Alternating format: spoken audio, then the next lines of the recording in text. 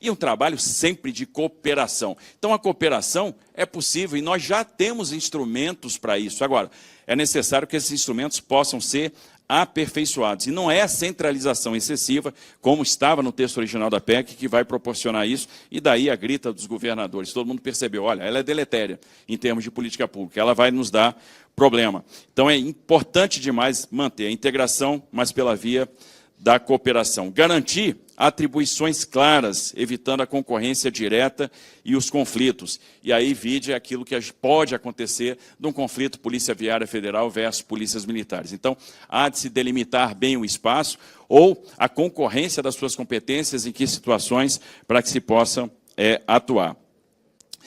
É muito importante definir os critérios de rateio dos fundos, porque a gente não vai fazer segurança pública sem financiabilidade.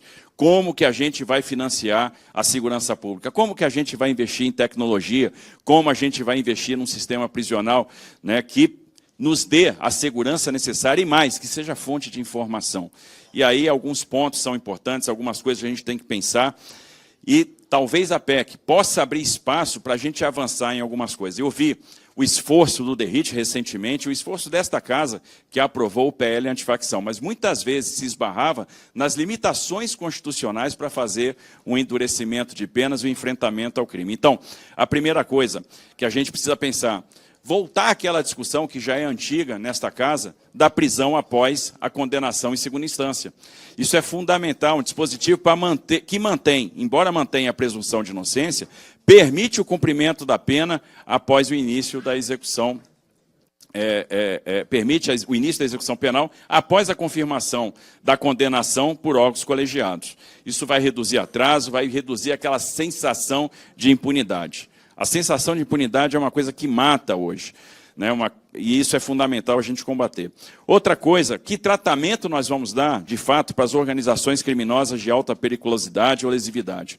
Parte desse tratamento foi enfrentado no PL antifacção, mas ainda há amarras constitucionais, ainda há benefícios que a Constituição garante e que podem ser tratados agora na emenda constitucional, né? Ou seja, será que não está na hora de pensar como os integrantes dessas organizações criminosas vão cumprir pena? Será que eles vão ter direito à progressão e a gente não pode tratar disso agora? Será que eles não têm que cumprir pena em presídios federais? Será que eles não podem, de cara, estar submetidos a regimes diferenciados disciplinares?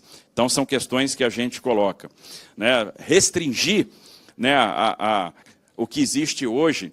Hoje existe uma vedação a cumprir a pena integral. E hoje tem aquela sensação de impunidade. O cara comete um crime grave, em pouco tempo ele está na rua. E aí fica aquela sensação de que o crime compensa. Por que que aquele que comete um crime grave não pode cumprir a pena na sua integralidade? Então, isso é fundamental. E a Constituição, essa mudança na Constituição pode nos dar este caminho. Será que não está na hora de pensar na supressão de direitos políticos para presos? Eu acho que seria um excelente caminho. Talvez a Constituição possa tratar da polícia penal, que pode ter as suas competências melhor desenhadas, né, no que diz respeito à custódia, à ordem, à disciplina, à segurança e gestão administrativa dos estabelecimentos penais.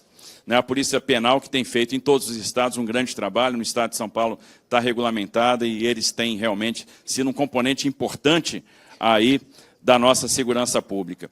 É fundamental aumentar o custo do crime. E aí, o que vai valer para faccionados no que diz respeito à progressão de pena? Quais são as regras que vão ser estabelecidas para a reincidência? O cidadão não aguenta mais a reincidência. O crime que mais aborrece o cidadão, o roubo de celular. O cidadão foi lá, comprou seu celular com uma dificuldade danada, né, comprou no crediário, tem o seu celular roubado, você vai lá, prende o cidadão, vai para a audiência de custódia, ele é libertado.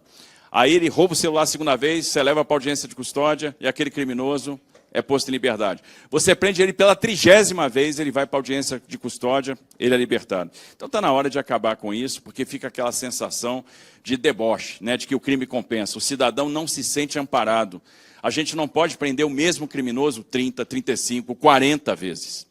A gente não pode ter audiência de custódia libertando criminosos para determinados tipos de crime. Recentemente, nós prendemos sequestradores. Nós tivemos um sequestro, né, um sequestro de um casal de idosos. 2 sequestradores foram usar o cartão de crédito da vítima. Esses sequestradores, a polícia conseguiu detectar onde esses sequestradores estavam, prendeu os 2 primeiros que estavam usando o cartão, foram ao cativeiro, prenderam os outros 2 e libertaram o casal de idosos. Foram para a audiência de custódia. Os 4 criminosos, os 4 sequestradores foram libertados na audiência de custódia. E isso o cidadão não entende. Então, a gente tem aqui, pela via legislativa, os instrumentos para acabar com essa sensação de impunidade. O crime não pode compensar. Então, isso é uma questão importante. Outra coisa que precisa ser enfrentada, perda de patrimônio. Não tem coisa que vai dar mais sensação de recompensa para o cidadão do que a perda de patrimônio do criminoso. E aí, como que a gente acelera isso? Porque, veja, é muito frustrante quando o patrimônio de um criminoso, às vezes de um grande traficante de drogas, é devolvido pelo judiciário. E a gente tem visto isso acontecer em algumas ocasiões.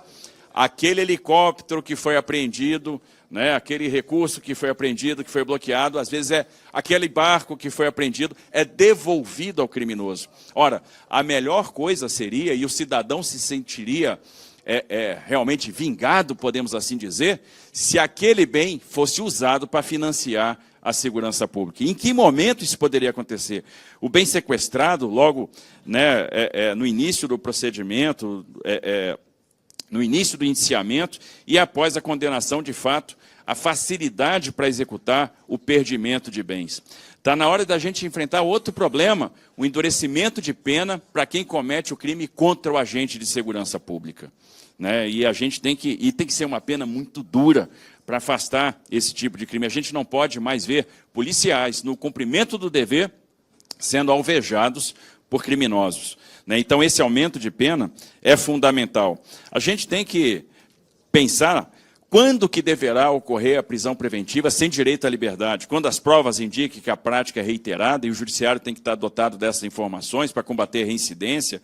Quando aquele indivíduo tiver sido liberado antes por outra infração penal em razão da sua primariedade. Quando a prática do delito, né, acontecer na pendência de uma ação penal, quando houver risco de fuga, quando houver risco realmente de obstrução dos trabalhos de investigação, uma série de situações onde aquele criminoso não pode ser colocado em liberdade e a gente tem que ter, de fato, a prisão preventiva. A gente tem que pensar na questão da maioridade penal, acho que já é chegado o tempo de pensar nisso. Né? Será que aquele menor de 17, 16 anos não tem consciência do que está fazendo?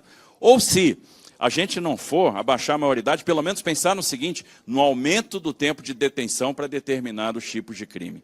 Isso talvez seja fundamental. A gente pode aumentar esse tempo para não ter aquela situação do crime cometido ali, na iminência de completar 18 anos, e logo na sequência, aquele menor infrator ser posto em liberdade. Essa preocupação da reincidência me preocupa muito. Só para se ter uma ideia, recentemente houve um crime chocante em São Paulo, que foi o assassinato de uma moça que era de Sorocaba, que foi entregar um drone que foi comprado pela internet.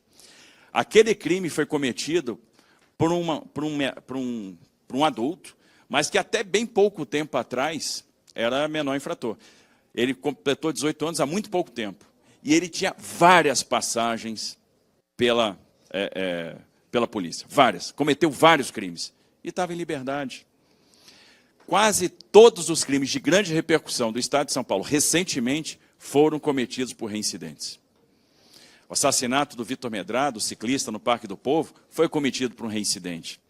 Para se ter uma ideia, a pessoa que fornecia capacetes, placas clonadas, armas e bags, para que eles se simulassem, né, para que eles fizessem de conta ali que eram entregadores e praticassem o roubo, e praticavam o roubo em troca do celular, né, então recebia aquele material e entregava para a pessoa que estava fornecendo o celular roubado. A pessoa que fornecia era uma criminosa que estava cumprindo pena em liberdade há muito pouco tempo.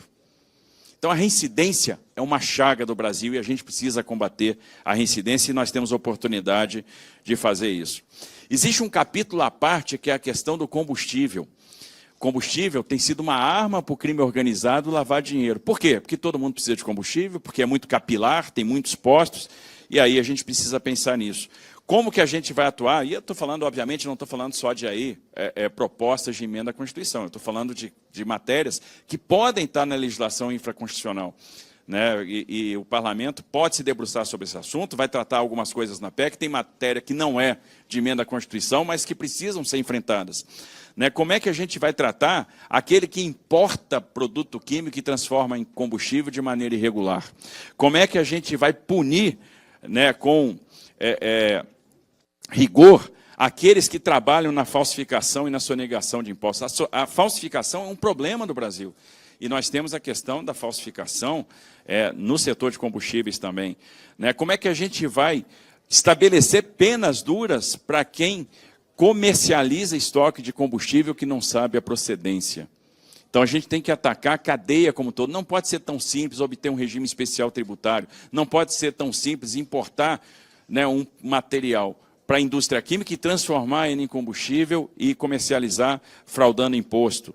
Né? A lei do devedor quanto mais está aqui na Câmara dos Deputados, fundamental para a gente combater esse tipo de crime. Enfim, tem um caminho enorme para ser percorrido para que a gente possa aumentar o custo do crime, para a gente entregar para o cidadão aquilo que ele já percebeu.